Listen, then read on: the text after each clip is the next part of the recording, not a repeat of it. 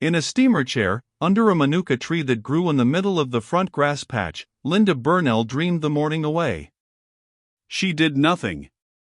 She looked up at the dark, close, dry leaves of the manuka, at the chinks of blue between, and now and again a tiny yellowish flower dropped on her. Pretty, yes, if you held one of those flowers on the palm of your hand and looked at it closely, it was an exquisite small thing. Each pale yellow petal shone as if each was the careful work of a loving hand. The tiny tongue in the center gave it the shape of a bell. And when you turned it over, the outside was a deep bronze color. But as soon as they flowered, they fell and were scattered. You brushed them off your frock as you talked. The horrid little things got caught in one's hair. Why, then, flower at all? Who takes the trouble or the joy to make all these things that are wasted? It was uncanny. On the grass beside her, lying between two pillows, was the boy. Sound asleep he lay, his head turned away from his mother. His fine dark hair looked more like a shadow than like real hair, but his ear was a bright, deep coral. Linda clasped her hands above her head and crossed her feet. It was very pleasant to know that all these bungalows were empty, that everybody was down on the beach, out of sight, out of hearing. She had the garden to herself, she was alone. Dazzling white the picotees shone, the golden-eyed marigold glittered, the nasturtiums wreathed the veranda poles in green and gold flame. If only one had time to look at these flowers long enough, time to get over the sense of novelty and strangeness, time to know them. But as soon as one paused to part the petals, to discover the underside of the leaf, along came life and one was swept away. And, lying in her cane chair, Linda felt so light, she felt like a leaf. Along came life like a wind and she was seized and shaken, she had to go. Oh dear, would it always be so? Was there no escape? Now she sat on the veranda of their Tasmanian home, leaning against her father's knee. And he promised, as soon as you and I are old enough, Linny, we'll cut off somewhere, we'll escape. Two boys together. I have a fancy I'd like to sail up a river in China. Linda saw that river, very wide, covered with little rafts and boats. She saw the yellow hats of the boatmen and she heard their high, thin voices as they called. Yes, Papa. But just then a very broad young man with bright ginger hair walked slowly past their house, and slowly, solemnly even, uncovered. Linda's father pulled her ear teasingly, in the way he had. Linny's beau, he whispered. Oh, Papa, fancy being married to Stanley Burnell. Well, she was married to him. And what was more, she loved him.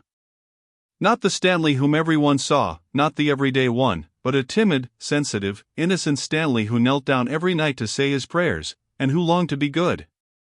Stanley was simple. If he believed in people as he believed in her, for instance, it was with his whole heart. He could not be disloyal, he could not tell a lie. And how terribly he suffered if he thought anyone, she, was not being dead straight, dead sincere with him. This is too subtle for me. He flung out the words, but his open, quivering, distraught look was like the look of a trapped beast. But the trouble was, here Linda felt almost inclined to laugh, though heaven knows it was no laughing matter, she saw her Stanley so seldom.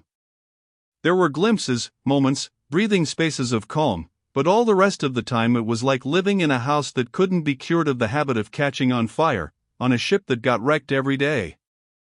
And it was always Stanley who was in the thick of the danger. Her whole time was spent in rescuing him, and restoring him, and calming him down, and listening to his story. And what was left of her time was spent in the dread of having children. Linda frowned, she sat up quickly in her steamer chair and clasped her ankles. Yes, that was her real grudge against life, that was what she could not understand. That was the question she asked, and listened in vain for the answer. It was all very well to say it was the common lot of women to bear children. It wasn't true. She, for one, could prove that wrong.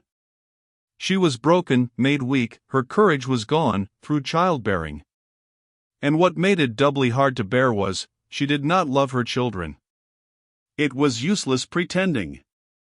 Even if she had had the strength, she never would have nursed and played with the little girls.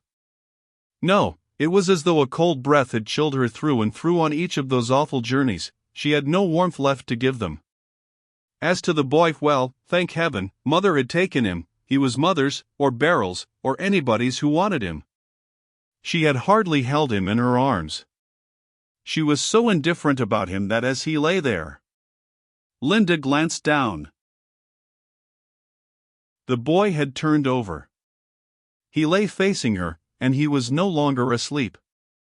His dark blue, baby eyes were open. He looked as though he was peeping at his mother. And suddenly his face dimpled. It broke into a wide, toothless smile, a perfect beam, no less. "I'm here," that happy smile seemed to say. "Why don't you like me?" There was something so quaint, so unexpected about that smile that Linda smiled herself. But she checked herself and said to the boy coldly, "I don't like babies." "Don't like babies?" The boy couldn't believe her. "Don't like me?" He waved his arms foolishly at his mother. Linda dropped off her chair onto the grass. "Why do you keep on smiling?" she said severely. "If you knew what I was thinking about, you wouldn't." But he only squeezed up his eyes, slyly, and rolled his head on the pillow. He didn't believe a word she said. "We know all about that," smiled the boy. Linda was so astonished at the confidence of this little creature. Ah no, be sincere. That was not what she felt. It was something far different. It was something so new, so... The tears danced in her eyes. She breathed in a small whisper to the boy, "Hello, my funny." But by now the boy had forgotten his mother. He was serious again. Something pink, something soft waved in front of him. He made a grab at it and it immediately disappeared. But when he lay back, another, like the first, appeared. This time he determined to catch it.